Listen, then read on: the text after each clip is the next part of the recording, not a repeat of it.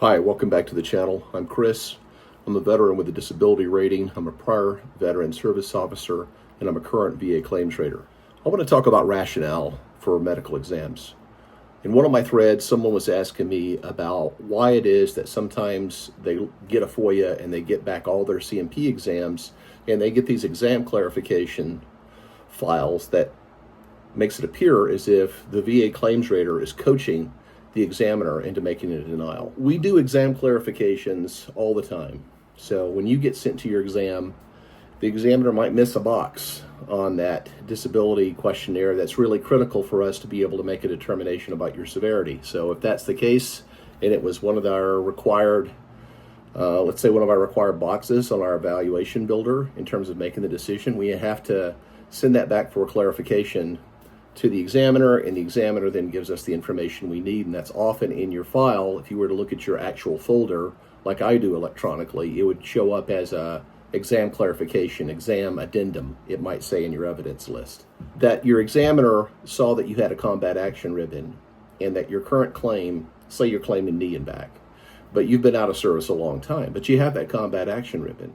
So let's say that your examiner saw that combat action ribbon, and then on their medical exam, they attempted to give you an at least as likely that it was connected to your knee and back just based on that alone. Now, it's my opinion that a combat action ribbon is not a sufficient reason alone, apart from any other circumstances, to give someone a service connection for, let's say, knee and back, especially if it's been many, many decades. It's just not close enough in terms of service, especially if there's not a lot of chronological evidence that there was a chronic disease in service or chronology of diseases in the interim between your service period and when the examiner sees you. So I would have to send that back and give them a note, this is the way I do it, that explains to them what a valid rationale looks like. That an acceptable rationale will give the reasons and the basis for the relationship related to the particular facts of that veteran's case. In other words, there needs to be sound medical evidence, there needs to be possibly articles, writings, there needs to be complete reasons and bases are required for all responses given. This would include but not be limited to citations of scientific medical references used to support the conclusion.